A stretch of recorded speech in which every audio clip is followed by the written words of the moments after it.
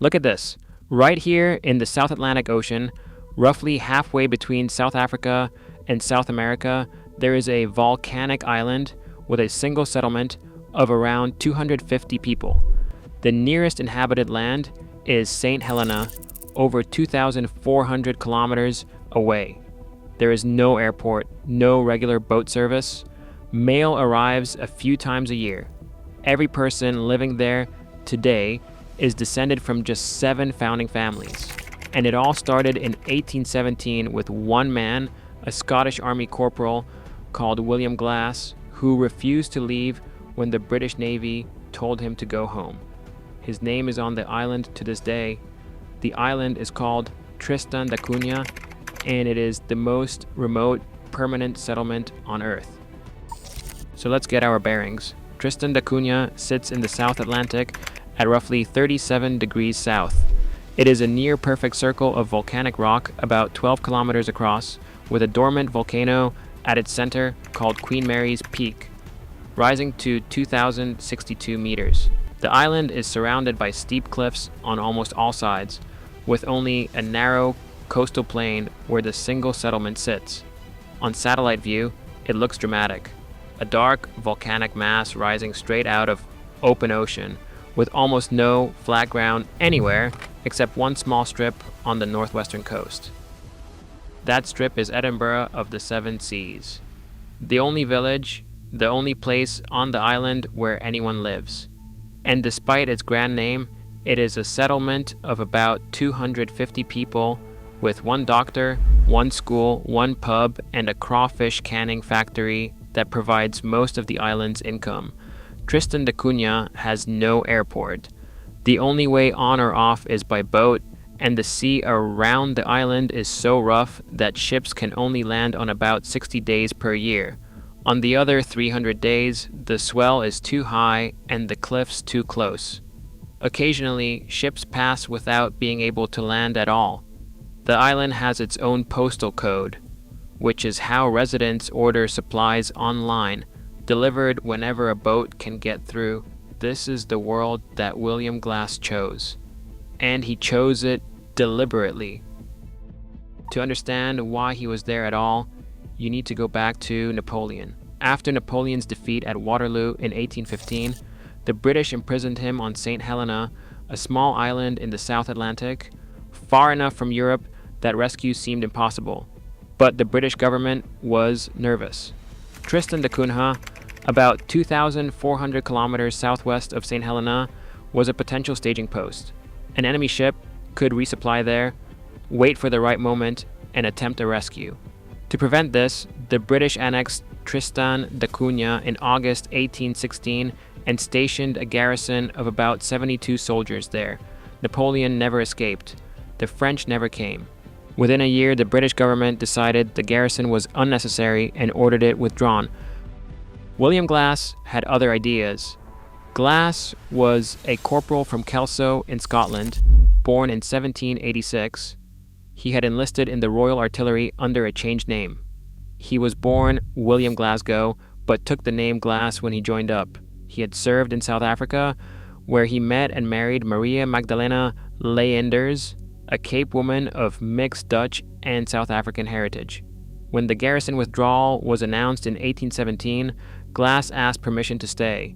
The Navy agreed, and on November 7th, 1817, he signed a founding document with 2 English stonemasons who also chose to remain, Thomas Curry, Jan Kinnan, John Nankivel. The document they signed is one of the more remarkable pieces of paper in the history of remote settlement.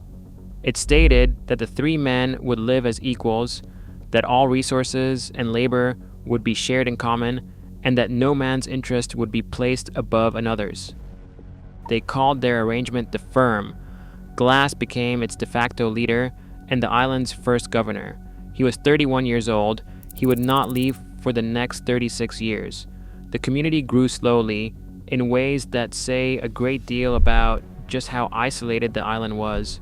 More men arrived over the years, shipwrecked sailors, deserters, wanderers who had heard of the place made their way there, but women were harder to come by. The island had no women except Maria Magdalena. Glass sent a formal request to the governor of Saint Helena asking for women volunteers to be sent to Tristan. 5 women from Saint Helena agreed to come in 1827. Several more arrived in later years. The population began to grow. In 1821, the East Indiaman Blendon Hall wrecked on the nearby inaccessible island, and 50 survivors were rescued and brought to Tristan.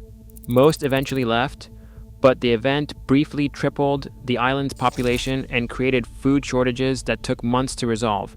In 1892, an Italian ship called the Italia wrecked off the coast. 2 of its sailors, Andrea Repetto and Gaetano Lavarello, both from Camoli in northern Italy, decided to stay. They married local women. Their surnames remain on the island today. The 7 surnames you find on Tristan da Cunha today, Glass, Green, Swain, Rogers, Lavarello, Repetto, and Hagen, are the surnames of the 15 or so original ancestors who settled permanently between 1817 and the early 1900s. Every one of the 250 people living there now descends from those 15 people. The island's gene pool is, by any measure, extraordinarily small. Glass himself died on the island in November 1853 at the age of 67.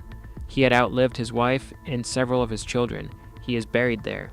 The community he founded had by then been running for 36 years, long enough to have become self-sustaining with its own customs, its own economy in sealskins and ship supplies, and its own deeply ingrained sense that Tristan da Cunha was worth staying for. That sense was tested severely in 1961.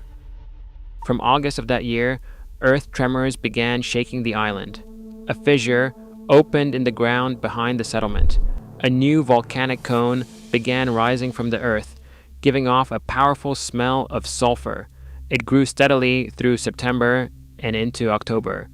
On the 8th of October, a major tremor forced families to evacuate the eastern part of the settlement overnight. The following morning, the ground between the village and the crawfish canning factory cracked open. The decision was made to evacuate. The entire population, 264 people, was taken off the island in stages. Fishing boats first carried them to the nearby Nightingale Island to shelter overnight. A Dutch cargo ship picked them up the following day and took them to Cape Town. From Cape Town, they boarded the RMS Stirling Castle and arrived in Southampton on November 3, 1961. They were housed at a former RAF camp at Calshot, near Southampton, and spent an unusually cold English winter in temporary accommodation. Britain assumed they would stay. The British press covered them with a mixture of curiosity and condescension. A primitive people from a forgotten island, now getting their first taste of the modern world. Supermarkets, television, central heating. Surely, they would not want to go back. They went back. In 1963, after less than 2 years in England, almost all of the evacuated Tristanians chose to return to their island. The volcanic cone had stabilized. The crawfish cannery was destroyed, but the island was otherwise intact. An advance party went in April 1963, and the main group followed in November. Some of the women had married Englishmen during the 2 years away and brought their new husbands with them. The reason most gave for returning was simple. Tristan da Cunha was home. The outside world had not convinced them to stay. The quiet, the community, the familiar weight of the island's isolation. They wanted it back. Today, Tristan da Cunha has around 250 permanent residents. There is a school, a hospital, a post office, a pub called the Albatross, and a swimming pool. The crawfish canning factory was rebuilt after the eruption and remains the main employer. Stamps are a significant source of income. Collectors around the world buy them, partly for the novelty of owning something from the most remote post office on Earth. There is no tourism industry to speak of. A few dozen visitors make it each year, mostly arriving on the research ships and fishing vessels that pass through. There is no way to book a trip. You write to the island administration and ask. If a ship is going and if there is room, you might be allowed on board. The volcano is still active. Scientists have recorded an underwater eruption as recently as 2004. The islanders live with the knowledge that it could happen again, and they have contingency plans, but they have not left. William Glass refused to leave in 1817. His descendants refused to leave in 1963. And the island they built between them, 2,400 kilometers from the nearest human being, is still there. If there is a corner of the map you want me to dig into next, let me know in the comments.